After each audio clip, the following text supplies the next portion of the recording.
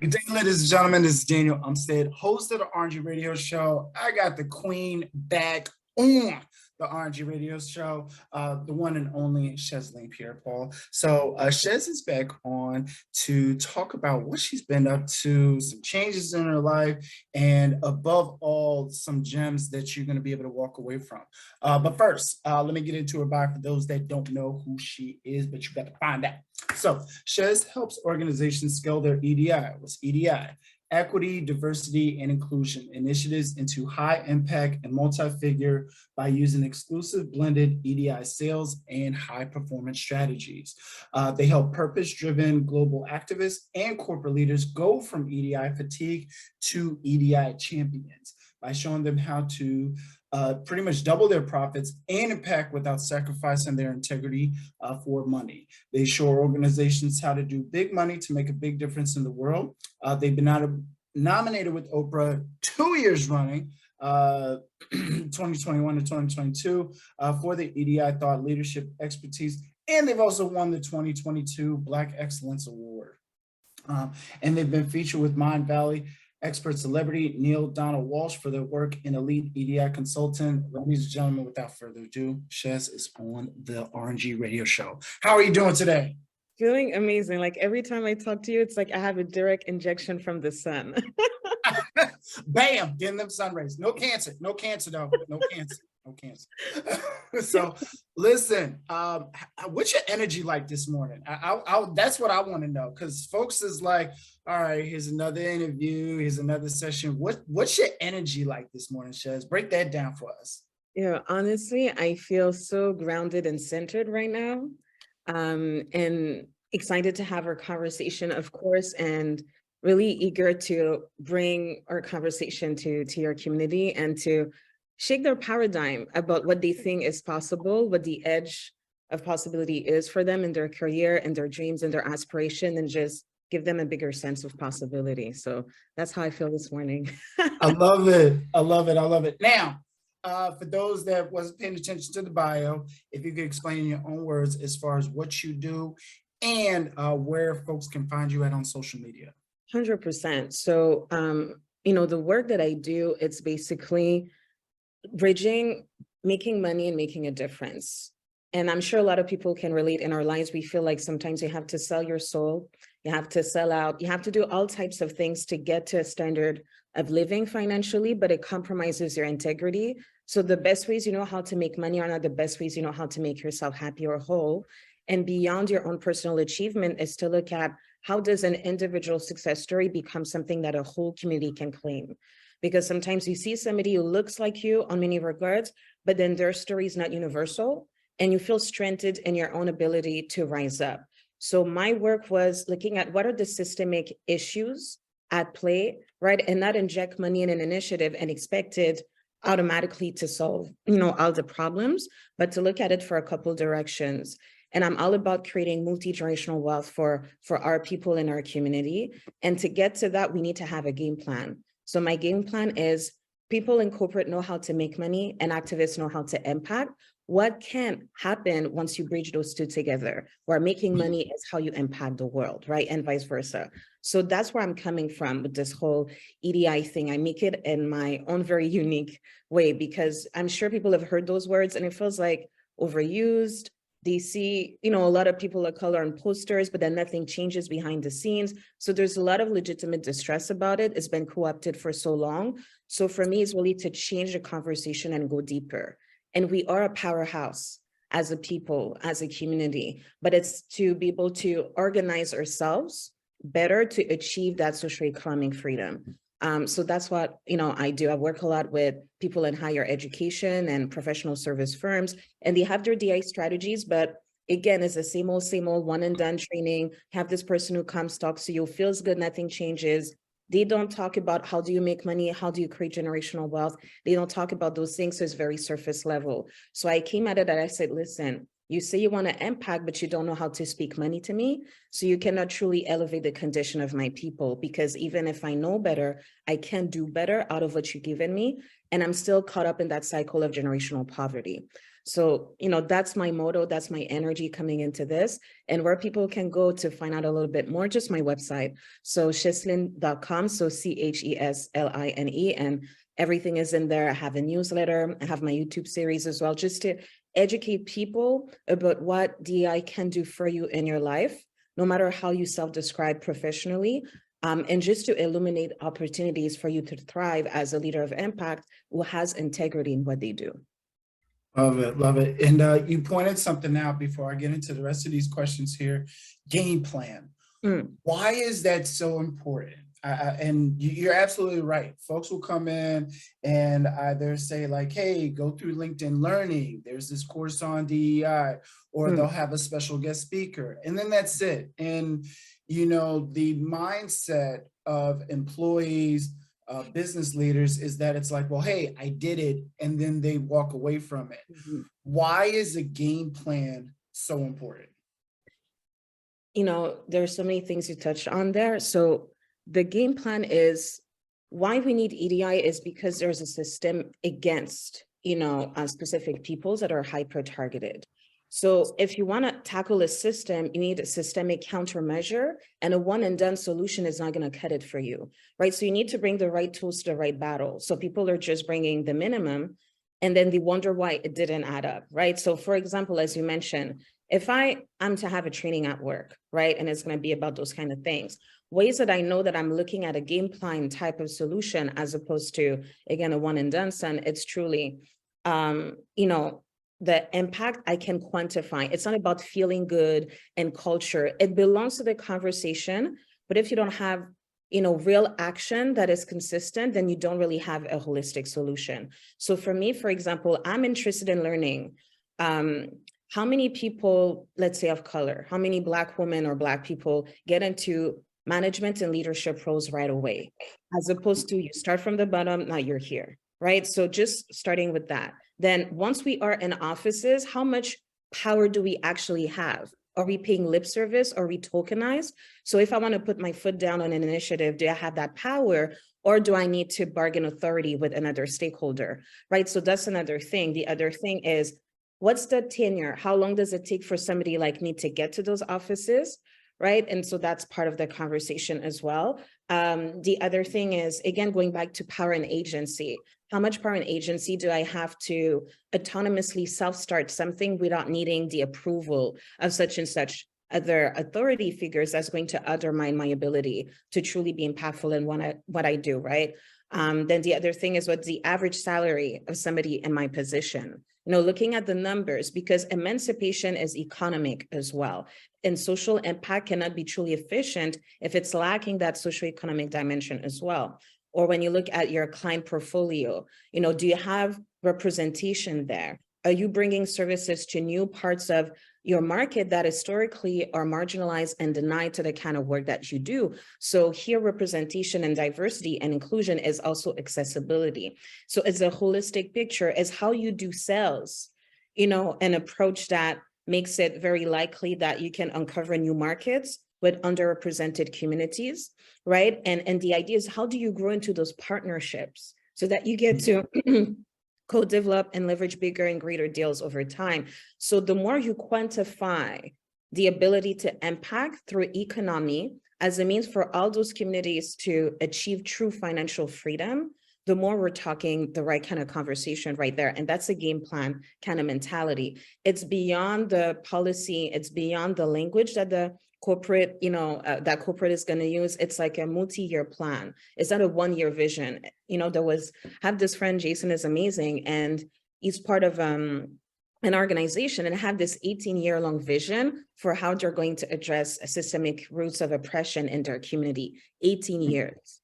The problem is, you're dealing with a system, but people expect to have 6-month solution. They want it to be done in a year, but it's your whole infrastructure that is compromised, right? So they're setting yourself up for failure because they want a quick solution, a quick fix. They are only doing surface level work. They just completely miss out the economic component of the conversation. And we don't have true empowerment in the system once we're here. A lot of us are tokenized.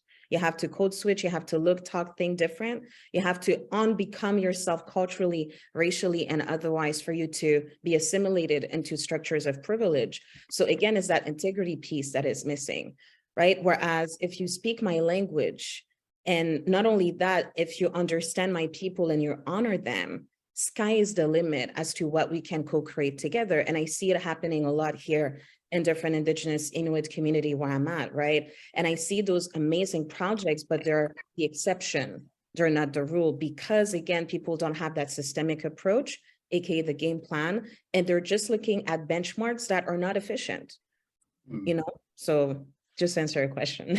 No, I appreciate that. I appreciate that. And then you talked about this holistic approach, if you will, that, and I want folks to realize this is not a one-stop solution. And a part of me, when I was looking at people's promotions, you know, I saw DEI and I'm like, you know, I hope it's not, you know, them coming in, just doing a course once a month and thinking that's that. For you, what is some misconceptions, you know, that people come across, you know, about what you do? And can you elaborate further as far as what you do compared to, you know, that one-stop shop course? Yeah, thanks for sharing that. So what I've noticed, and you know, the benefit of my experiences, I've been on both sides. I've been somebody who was part of the communities that were allegedly to be serviced through the DEI training, right, as one of the beneficiaries. And I've also been on the other side of the fence when I've worked with corporate and I saw the mechanism and the system they put in place to deliver those kind of services. Yeah, the biggest thing for me that I noticed is the training are too generic. It's not role specific. The reality is, if I'm a salesperson, as opposed to somebody in marketing or in recruitment or whatever the case may be, the direct applications of the training should look different, because we don't execute the same tasks every day. Where those trainings fall short and where I step in to equalize, you know, the gap is they are not targeted enough. So ideologically, I can resonate with the logic of social justice for all, you know, as a blanketed statement. The problem is, once I go back to my day-to-day operations and job, I have no viable tools to leverage my position and my role to actively make a difference and to stay accountable to systemic solutions, as opposed to, yeah, we have that one diverse supplier here and this over there, and that's about it. There's no continuity. There's no investigation of how can we scale this? How can we get like 3x the ROI in 3 years from now, right? So it's this thing where we plateau very quickly, because the only part of diversity that people get on that level is representation. They think if they throw different types of bodies and peoples in a room, they already answered the solution, and they don't investigate further than that, right? So in my approach, it's also action-based. A training for me that's a vision, I need to be speaking as little as possible, and y'all need to be doing as much as possible. So it means that my framework is about action and integration. I tailor everything. So I'm not supposed to have a training where I have all types of people in the room, and then it's hard for me to harmonize my solutions and to have it be targeted to your role. So I want to have DI training just for sales. I want to have DI training just for marketing and all those different offices, because the more focused you are, the more impactful. And then we can go deeper with it. And the next time I see you, we're deepening what happened since last time, and I'm giving you a framework. And the idea is to know enough about their actual needs and priorities to embed DEI into that as a catalyst, as an accelerator, and not as an add-on where you feel, I already have so much on my plate, and you're throwing this at me, and it's not role specific. So now you're asking me to do all types of mental gymnastics. I'm already exhausted. This is not my expertise. I've never seen somebody, you know, basically tailor that to my craft, to my day-to-day. So that's, you know, a level of knowledge and consideration that I can have. So we're setting up people to fail. So for me is, first and foremost, I'm talking to the sales team, for example. I want to know what you're struggling with even before we get to the DI conversation. Because the way that I do it is the DI becomes a solution. Now you have an incentive to do it. Now it's actually relevant. Now it helps you optimize your existing system. And now it's going to be easier to make a business case for it, but also to actually have a track record that is proven and establishes on a level of operational efficiency we have the results. So for me, it's looking, if we're in business to make business and to stay in business, EDI needs to be part of how we make more money. It cannot just be like this nice to have, and it's not a painkiller of anything tangible. So knowing how you do what you do business-wise and where you struggle economically helps me insert DEI holistically to help you be better at what you were designed for, and also generate, that social impact for different communities. I love that. I love that. And thank you for that breakdown, because the big thing that you touched on was making it action-packed. And, everybody's trying to get rich quick. Everybody's trying to, scale their business. And, nobody wants to take the steps in order to do it. So I'm glad that you're going in with that, and addressing the problem first. Let's address the elephant in the room first. Hey, what's the problem with sales now? What issues are you having right now? Are folks not getting back to you properly? What's your approach? So attacking that first before bringing on the EDI, I think is most effective, because you're now seeing as far as what they need, and then, combining it and working together to make some magic happen. So I love that. Before I go on to my next question, what's that website again for me, Ches? Oh, my website is chesline.com. So it's CHESLINE.com. And here I have like my YouTube series, and I'm pushing out more content, and it's basically Q&As. So that's the new model that I'm into, to really address typical questions I get and just debunk a lot of misconceptions like the ones we're just discussing, but to contextualize it and give you examples from my practice, work I've done with my clients, so that you can see how it adds up on a realistic scale, as opposed to, okay, I kind of get it, but I still have a lot more question marks than I did before. Gotcha. Now, we talked about what you do. We talked about the misconception. Why? What gets you most excited about work? Why are you in this? Why are you doing this? I feel like, honestly, it's been like the natural culmination of my whole life. I always, and this makes me think of Maya Angelou's quote of saying, the only way to belong to yourself is to belong to nowhere, which is everywhere. And that's how I felt. I always had one foot in different worlds, and I was never fully externally accepted for everything that I was. Not Black enough, too Black, not Haitian enough, too Haitian, too queer enough, not queer, too multi-passionate, not enough, and it kept on adding up. And this whole theme of, I'm a very diverse and full individual. But the way that I saw it is, everybody's missing it. It's an asset. If you're the only entrepreneur in a room full of creatives, you have the most leverage, because all their gaps for you are your default. And then you are the person who will maximize value for everybody in the room. So I came to understand that everything I was castigated for, that made me believe for a minute that my identity was a liability, was actually my biggest gateway to success. So when I translate that to EDI, it's the same thing, where people are having the wrong part of the conversation in those echo chambers of diversity. It's, for some, perceived as a handicap to economic growth for businesses. Like, I don't have time for this. You're asking me to split effort, capacity, and resources to divert it back to something like that. So this big narrative of my life of being misunderstood because I never fit in, I understood that gave me the best tools to always be a quick thinker and very adaptive and responsive to circumstances. And that makes you relentless. Additionally to that, the way that I grew up, my parents are political refugees. We always had this big theme of social justice. So I was born in a very political household. One of the first things I understood without feeling burdened by it was systemic oppression and racism. So when you add up those two things, where the biggest asset to human development beyond business development or activism is how diverse you function. Because the more diverse you are, the more you belong to yourself. I wasn't born to conform.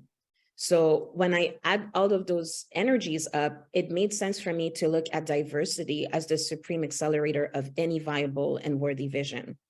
And the last step for me was, with all those political conversations I've had growing up to this day, I noticed, the system keeps us very dizzy as activists, that you don't have enough time, money, or energy or agency to make the change that you want to see. And they put you in a box where you're always doing relief work, so that you don't even have enough capacity to address the real cause, right, of the entire systemic issue and oppression. So the flexibility of my work right now is to go beyond the obvious, the expected, the norm, and to really look at what's a conversation we're not having. And if we were to take even 10% of our energy and put it over there, we would, solve 99% of our problems here, as opposed to conforming to an industry that is out of touch, truly, with the real needs, necessities, and potential of DEI.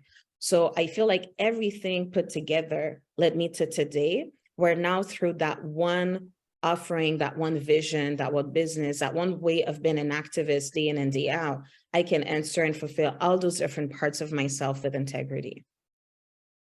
Thank you for that. Now, with your experience, and even through your Q&As and Black Excellence Award, you're growing, you're achieving, and you're learning more as you're doing this. And I want to pretty much play make-believe right now. It's 2023 now. In 2043, what does the future of EDI look like for companies, for individuals? What is your thought process in regards to that? Wow. I have so many dreams around EDI and a lot of projects, so I can see those projects already being fleshed out and becoming a standard of industry. To give you a little bit of more context about what I mean, one of the things that I will be working on more actively is to, work with specific orphanages in Haiti and in Dominican Republic, and to have those generations grow together, overcome a lot of systemic racism that exists on both sides of the island, come together as one, speak one another's languages and cultures, and become leaders for the next generation entrepreneurs. So to go from multi-generational poverty to multi-generational wealth, then to have those people become leaders of industry beyond the circle of influence and affluence, in a way where now those superpowers have to turn to countries, peoples, and communities that historically are looked down to as lesser than, as irrelevant to conversations about big money and big impact. So for me, it's to see the poles of power, not so much reversed, but expanded and also rewritten. For example, when we think now of superpowers and when we think of thought leadership, that we don't necessarily think of the states, that we don't necessarily think of English speakers, that we don't necessarily think of all those variations of what ultimate privilege is. So that somebody like me, or like I'm thinking of my grandma's village in Haiti, that this person is as much in contention to be positioned strategically as a leader of impact across the globe than somebody who's born into like the 1% of this planet. So for me, having a DEI space and multiverse that is well functioning in 2040 something is to have the definition of power not be the definition of systemic privilege, so that anybody truly, or more people, can come from what we will look at the abyss of privilege, and also have a stage, have an influence and a ability to impact, change the world, and to be treated with as much legitimacy as the next person who is the opposite of who they are when it comes to their standing in society. So that to me is what I want to talk about, right? That's what I'm interested in. And as you can see, it's not surface level. There's a lot of layers to it. It's looking at a lot of systemic things, right? And again, when you have a game plan and you're 10 years ahead of the conversation you're having today about mere relief, it's when you realize everything can be integrated. I don't have to choose between money and impact. The only reason I have to do that is because I'm part of a system who wants, as you said, those, get rich quick schemes, and who wants a one and done solutions. So they keep you distracted, they undermine your capacity, but also your ability to think beyond their vision of DEI. So when you take a step back and you have that 10-year plan, even if you do a scaled down version of it today, it's still going to be the most revolutionary for your ecosystem. So that's what I see happening. So that's why I'm excited to wake up, invested in the work that I do, because there is also that spiritual component, but also this understanding that this is a work of building legacy. Like, this isn't about, okay, I'm having this training because my boss said I had to go through it. It's like 15 minutes on Zoom or whatever the case may be. It's way bigger than that. It's redefining what legitimate power looks like without making it conditional on privilege. That's what I want. That's what I'm excited about. I love that. Love that. Now, I do have another question for you, but before I get to that, I actually want to bring up something from our first interview surrounding emotion and goals. So, excuse me, I'm alive, folks. I almost couldn't breathe, but I'm good now. You talked about, your dreams in regards to orphanages and really converting from that multi-generational poverty over to multi-generational wealth, and what's that's going to look like for the future. It's inevitable because you're doing the actions now. And I even think, if something were to happen where you just stopped, I still think the folks that you impacted still 20 years from now will be able to carry that on and pass that on. What rabbit hole I want to deep dive further into is the emotion behind it. Because a lot of people will say like, okay, I either got to do this for work, or they actually do see the value of it and say like, wow, this is really going to impact, my future families to come. But where should folks' emotion be at? Where should, or how should they be looking at their emotion, or, once they do get to their goal, because it's going to happen for you, that you're going to be seeing more and more communities, take from what you've given them. You're going to be seeing corporations take into your strategies and tactics. And a lot of folks will say like, okay, I got the game plan. I got the action steps. I know what I need to get done. But once they get there, they're at a loss for words because they're like, oh, shoot, it happened. I'm here. So how can folks, I guess, start working on their emotion when they do reach their goals or before they reach their goals? Yeah, there's so many things that come to mind.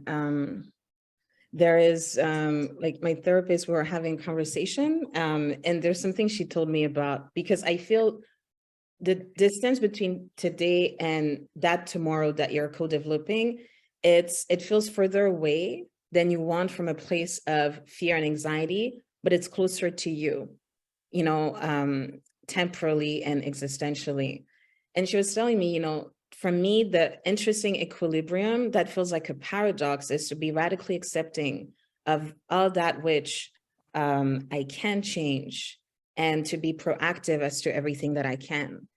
So I feel the distance, when you have a goal that is bigger than your circumstances, when you have that level of dream making that is brewing inside of you, I think it's to start having a spiritual relationship with tension. Because part of us kind of craves, this picture perfect feeling of, I'm just going to ride on a high emotionally until I land into my promise, right? But for me, I feel what's been affirming, even as at times it's chafing, it's annoying, it's aggravating, it's all those things, is to live in the tension. And what I mean by that is in the tension of, I'm doing everything I'm supposed to do, even if at the level of my fear and anxiety, I am not seeing the version of a result that I internally crave to have. So for me, it's to break it down on that level, just because I don't see it materialize in the way that I had glamorized and anticipated in my mind, is not to say that I'm still not set on course to collide with my destiny, right? So for me, it's to dissociate different feelings. And I feel when we are ambitious, when we are driven, when we are passionate, and there's kind of a delayed gratification to, materializing that dream, I feel that we need to learn to dissociate and differentiate rather the different voices in our minds. Sometimes the voice that is the loudest is not necessarily mine. Is that anxiety talking? Is that fear talking? Is that doubt talking? Is that insecurity masquerading as me? And I think sometimes we get to over-identify with those voices and we claim them as part of our identities. And then that's why we feel so frustrated. And I was listening to D.D. Jakes, a lot these days, because there's also the spiritual component to fortifying yourself, so that in that gap between you and the vision, that you don't become self-defeated, that you don't give up when you're 2 seconds away from your revelation. And he was sharing that the most gifted people in the room are also the most insecure, because in a room, I can see everything and everybody but myself. And for me, on top of that is this understanding that my perception of myself is not reflective of how I am perceived. And it's not even a reflection of how well I am doing. So I question certain natural assumptions that I've made about myself, about my success levels, about all those things. Because again, when you investigate it a little further, is that truly what I think? Or is that what my anxiety or my insecurity or my fear is telling me right now? And when you're able to differentiate, you do realize that you don't, you feel different from all those different things. But emotionally, it's easy to blur those lines, right? Especially when we're so focused on this near future reality that we kind of lose touch with the necessity of this moment. So for me, I feel a lot of spiritual grounding is helping me on this path. And it's also a good way to make sure that I'm not going to have this overdone attachment to the material manifestation of my dream. Because if I'm only about like the money and I'm only about such and such a thing, it means that my future, it's a commodity. I mean, my happiness or my peace is a commodity that can be removed. As for me, if the whole thing is grounded in spirituality, there's nothing in my process that can be undermined or controlled or colonized or defeated in any way. So I feel that having that sense of self, that spiritual grounding, and also challenging the voices that are the default in your mind when insecurity, fear arises in the face of, I'm almost there, but I can't see it. And also understand that just because I can see it doesn't mean it's not there. I can also not see so many things at the level of like, physics and quantum mechanics doesn't mean that all those particles and atoms aren't real. So for me, it's challenging my vision in terms of what I see or don't see is not an indication of what is out there. It's an indication of what I see and can see, right? So just because I can't see the dream happening today, just because I can't see the money into my account, doesn't mean it isn't there. Maybe it's the lens that I'm applying that's corrupting my ability to truly see, right? So I feel there's a level of you challenge and you reframe the worst things that come up into your mind the minute you're talking and thinking about your dream. And the second piece is to be spiritually grounded so that even the attainment of the material version of the dream is not the thing that supersedes everything that you've accomplished. Because the kind of person I'm becoming to even make this conversation possible, that's the one thing that will help me recreate 10 versions of that dreams, as opposed to that dream is my possession and it becomes a commodity that justifies my accomplishments. So I feel it's, again, a form of tension, right? That you kind of nurture within yourself and you challenge yourself in your worst and your best moments. That also keeps you humble along the way. I'm done. Shucks. I'm gonna need to call out for the rest of the week, do some self-reflection, because I'll be honest with you, the first time that you told me that, I'm like, what do you mean I should be looking at my emotions, once I hit my goals?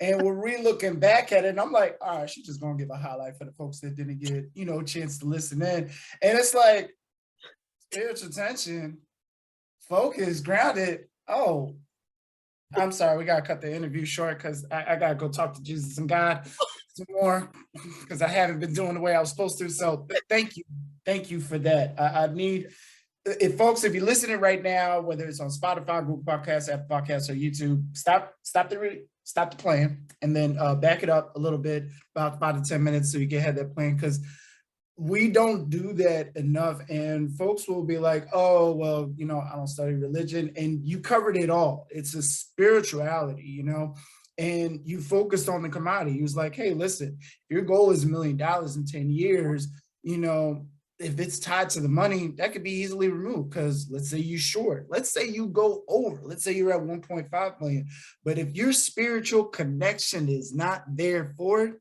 it's going to be a loss. So wow. Thank you, Ches. Couple more questions here, then we got to wrap up. Who are your best EDI clients? Like, who do you want to go to the website right now? I mean, I know all people are going to go to the website, but who do you want to come in to pretty much take the next steps and say, hey, you know what? I need to get in contact with Ches. to, work on EDI structure to better my company, better my business, better our growth here. Who are those folks? Yeah, I mean, I work specifically with, everybody who's purpose driven. So that's the first layer. And then specifically, I've worked with, higher education or education and professional service firms. So those tends to be like my categories. Of course, if you have an EDI initiative, like we can talk about it, but that's typically the spectrum because I have systems in place to help them get to the next level with it. Right. So, yeah, if you have, an EDI plan, you're not happy with it, or maybe you feel like you've plateaued, like that's it. We've accomplished all we could in our market, and then you're lacking vision as to what growth means past the moment and time and space that you're in.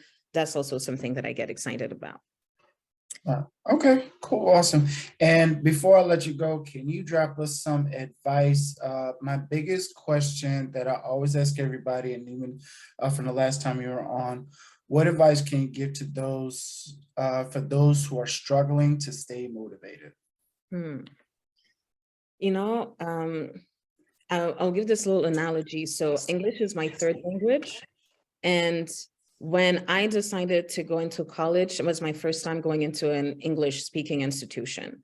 And I knew coming in that this, if I didn't, look after it, it would become a liability for my academic success.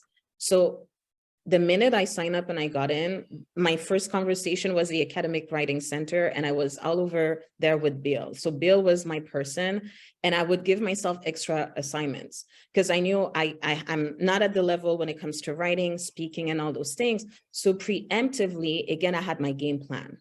I'm not going to show up and then expect inspiration or knowledge to cascade into my spirit in my third language. So I was proactive about it. When it comes back down to the question you asked, if you know that the emotional conversation and the mental attitude that you internalize are liabilities to you right now, because it feels like your emotions are weapons against your ability to show up consistently for your dream, then you need to do your version of you going to Bill. Like, I know that's something I need to work on. So you outsource that, because originally I was not in a position to self-generate my ability to survive or to thrive. So I needed a team. What I've done myself is, therapy. And every day, I kid you not, like I do like Liz Nicole says, I can listen to the same preaching, conference, motivational speaking, like over 100 times, because it speaks to my spirit. I'm working on my business plan. I'm listening to this. Every single thing that I need to do that is tied to my destiny, and I know that my courage is going to fail me, my ability to show up is going to be compromised, I outsource it to another version of Bill. So I don't know who your Bill is going to be, right? And then you alternate it. So when I'm in my deep work, what I have is I have this soundscape of the ocean waves crashing onto the beach, because in 2024, I'm not going to be in Canada, y'all. I'm moving. I'm going to be in Puerto Rico. I'm going to be in Mexico. I'm going to travel. So I'm already pre-manifesting, and my body is used to hearing the ocean all day long. So the other day, there's snow here. We had a snowstorm, but the way that the cars were driving past, I thought I was on the beach again. So it's like my biology is adapting to a climate that I'm not even in physically, but my psychological like experience of it, it's already pre-manifested.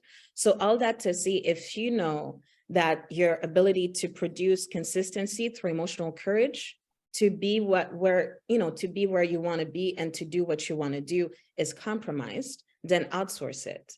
And for me, it's a reflex. I walk into a room, my recording, it's on. I already have my TD Jakes and Stephen Furtick 3, interview conversations locked in. I already have my ocean waves, saved up in my YouTube. I have my Bluetooth speaker here so that I'm in the zone, right? Because I don't want to trust the weakest part of myself to access my destiny. And I also don't want it to be a liability that is going to cost me what I've been promised. So what I do is I know my weaknesses. So now somebody else is taking care of that. I found like a platform that helps me have financial assistance for my therapy, right? So I do that once a week. Then every other day, I'm telling you, Stephen Furtick, TD Jakes, ocean waves, that's my jam. And it's helped me stay consistent, but also to get an appetizer version of my dream. Because I'm hearing that spiritual, emotional courage, and there's like, yes, that's what I'm doing. I'm talking to my therapist to reframe my attitude around where I truly am, as opposed to what my fears and anxieties are telling me. I'm listening to my ocean waves because that's the future I'm manifesting. That's my home base right there.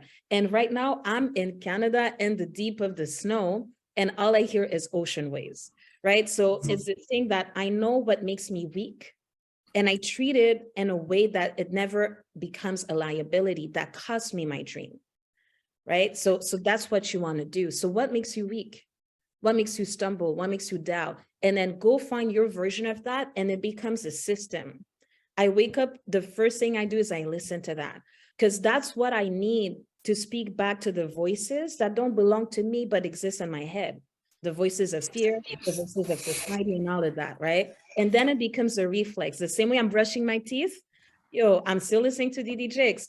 I'm in the shower, I'm listening to the ocean. I'm done, I'm going back down, and then I'm working on it. And it helps you stay grounded. It challenges what you think is the worst about you into something that you can actionably leverage to manifest the best about your vision. That's all you need. So that's what I would say, just have that conversation with yourself. Man, listen, I was stuck on when you gave yourself extra assignments. I'm like, gave yourself extra assignments. Okay, challenging, yourself, keeping yourself motivated. And then you just change your aura to the point where it's like you just creating your environment. It's like I'm seeing snow outside, but now I'm on the beach right now. And it's like, no, it's by the cars going by, it's snow. Like you hear the slickness outside, you hear the honking, you hear the, the hail or the snow coming down, and you're like, no, I'm on the beach right now because I've already centered myself in that environment, because that's where I'm going and that's where I'm manifesting.